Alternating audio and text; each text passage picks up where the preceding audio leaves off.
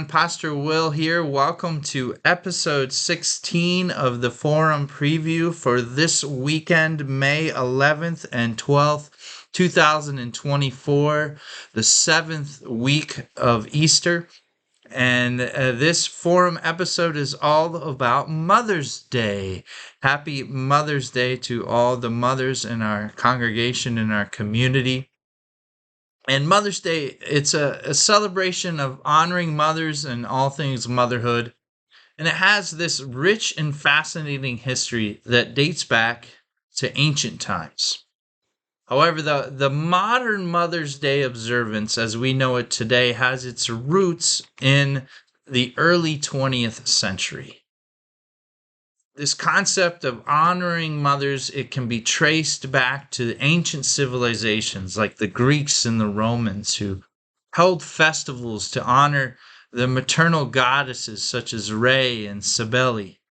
Now these festivals, they often involve ceremonies and feasts and offerings to honor the divine feminine, as it's known.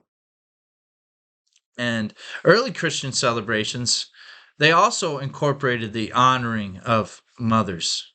For example, the fourth Sunday in Lent, did you know, was designated as Mothering Sunday in medieval England, where the people used to return to their mother church, that is, the church they were baptized in, and often reunited with their mothers there who were still in their hometown, giving them flowers and small gifts.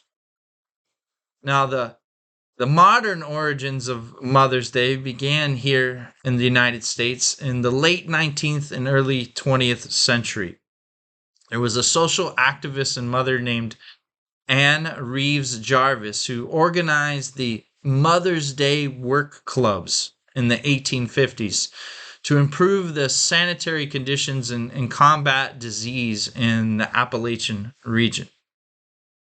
In 1870, Julia Ward Howe, best known for writing the hymn we all know, the Battle Hymn of the Republic, she called for the establishment of a Mother's Day for Peace as a way to unite mothers against war, specifically the Civil War during her time, and to promote peace and social justice. So she is credited, Anna Jarvis, who's the daughter of Anne Reeves Jarvis, is accredited with this modern observance of Mother's Day. After her mother died in 1905, she worked tirelessly for the establishment of a national holiday to honor mothers. And her efforts paid off when President Woodrow Wilson officially proclaimed the second Sunday in May, which is this Sunday, as Mother's Day in 1914. And despite Anna Jarvis's initial intentions for Mother's Day to be this day of personal celebration and reflection, like many other holidays in our country, Mother's Day quickly became this commercialized thing, with the sale of flowers and cards and gifts becoming more and more significant part of the tradition. Mother's Day, it soon spread beyond the United States, is now celebrated by various countries around the world as a day to honor mothers, grandmothers, any of our maternal figures, expressing our gratitude for the love and sacrifice and guidance that they give for all of us.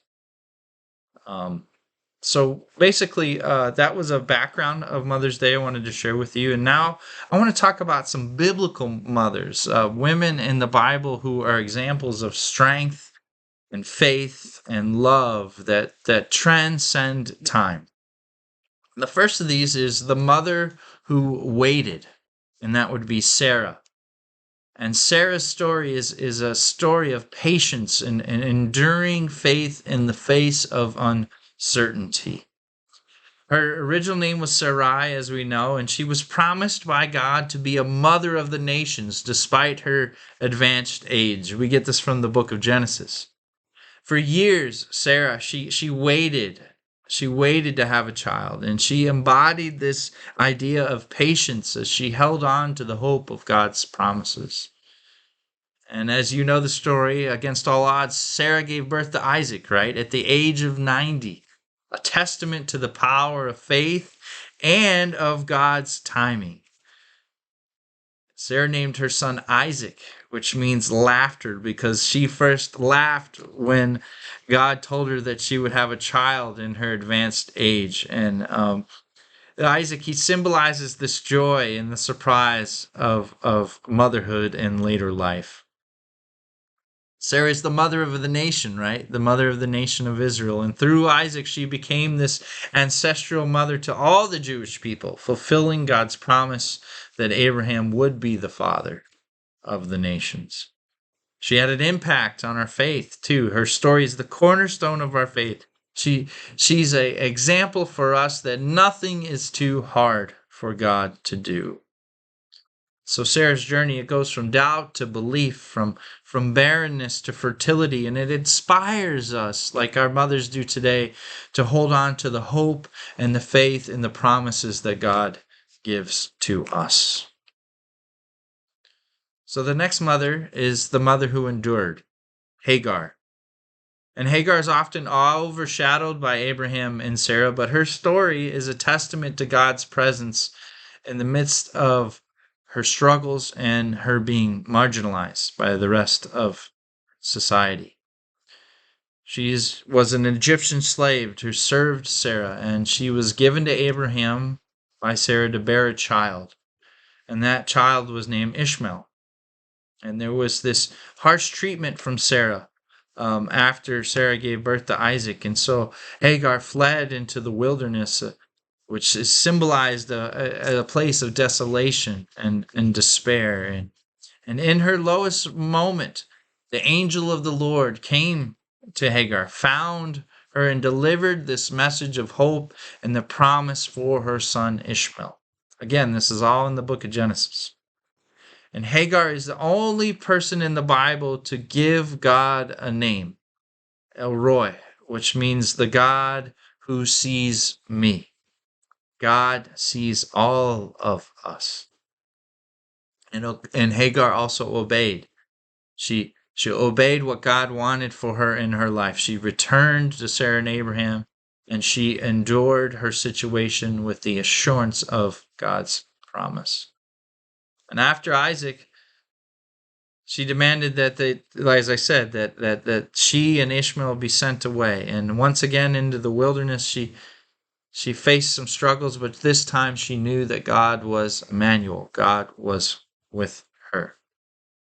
And so God made the same promise to Hagar that God made to Sarah, that Ishmael would be a father of a great nation. And her story it's a symbol of God's care for us. It's a powerful reminder that God sees us and God cares for us, especially those who are being oppressed and outcast by the rest of society. So that's Hagar. We have Sarah, we have Hagar, and then we have the mother who believed, Rebecca. Again, another pivotal figure from Genesis. And Rebecca's story is full of romance and drama and complexity. So Rebecca comes along and she ends up marrying Isaac. And this marriage to Isaac, the son of Abraham and Sarah, it was orchestrated by divine providence as Abraham's servant prayed for a sign and chose Rebecca for her kindness and her generosity. And like many matriarchs, Rebecca, she experienced barrenness, much like her mother-in-law.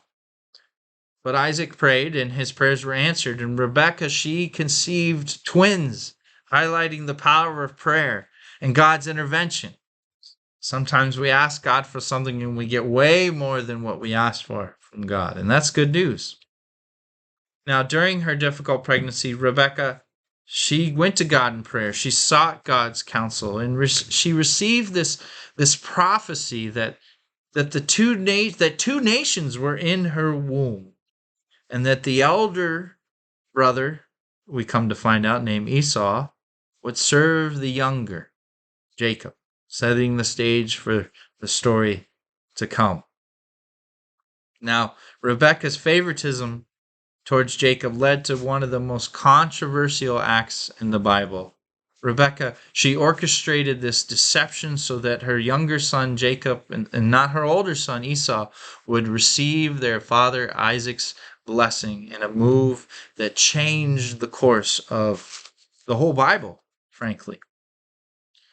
So through her son, Jacob, who would be later named Israel, after his wrestling match with God, Rebekah became the mother of the 12 tribes of Israel. And she had a complex life, and though it was marked by moments of strong faith and questionable decisions, she comes to us as this relatable figure, right? That you and I can relate to. And she believed. She believed in God and God's plans for her, and she was encouraged by those plans as she continued to seek God out in her life. Same things that we need to do. And her future decisions impact generations to come. Just as much of our mothers and parents today, the decisions they make will impact their children and their grandchildren to come. So the next mother is Hannah, the mother of dedication. And Hannah, again, we see a common theme here. She's known for her barrenness, but she's also known for her devotion. She represents many of those of us who are waiting for a blessing from the Lord with a faithful heart. She yearned for a child and was met with years and years of barrenness, and she became sad from that and depressed, and she became a social stigma in terms of the rest of the culture that she couldn't produce a child.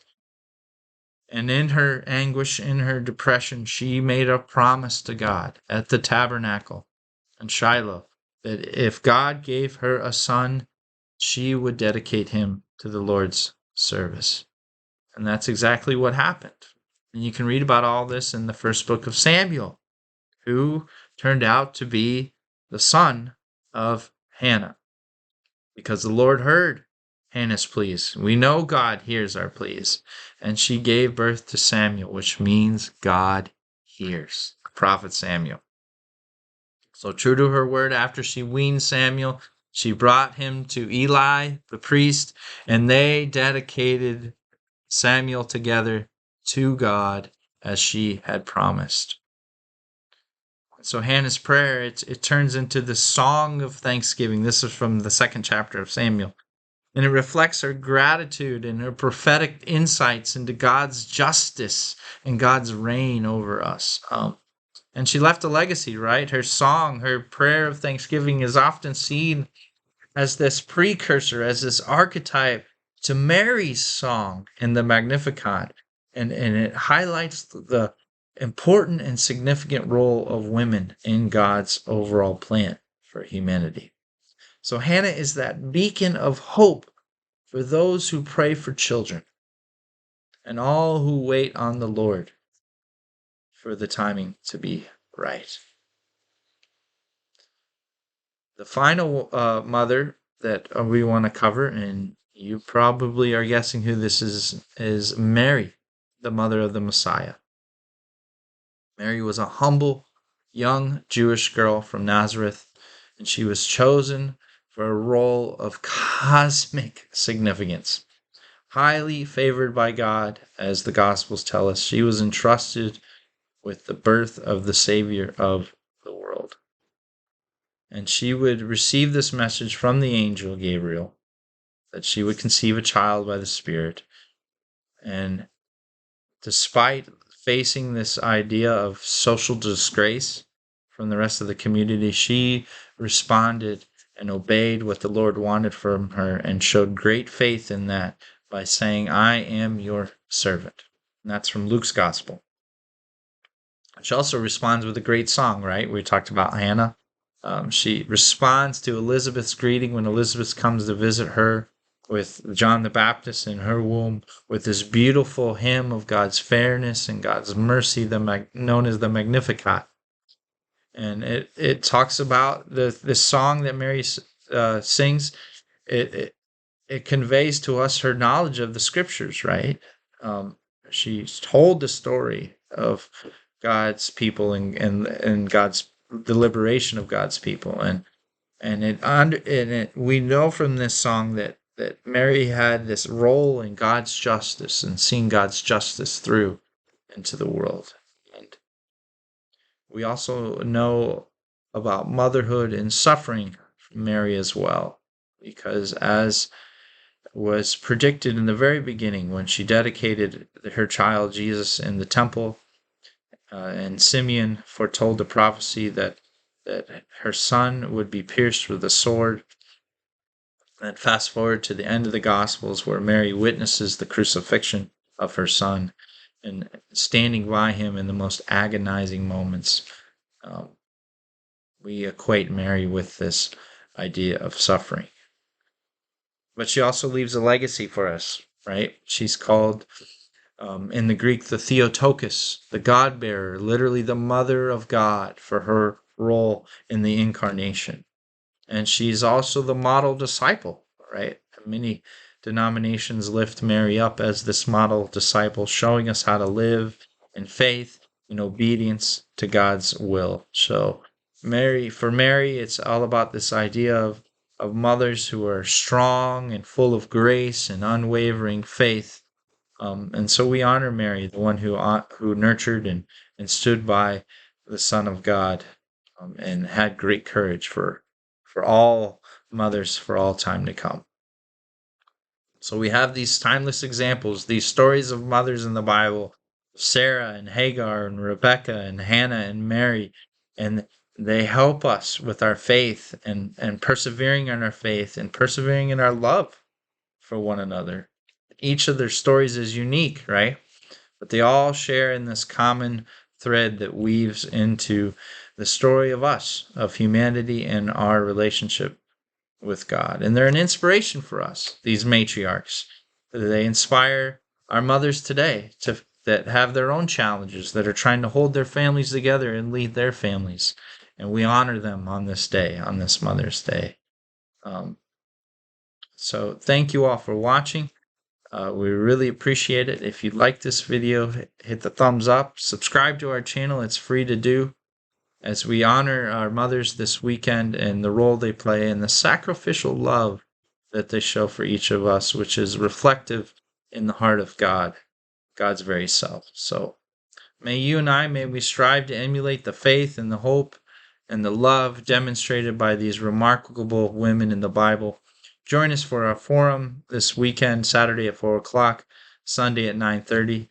I hope to see you there as we talk about our own mothers and the role that they played in our lives and in our futures that we are living now. So thank you so much. Thanks for watching. God bless you.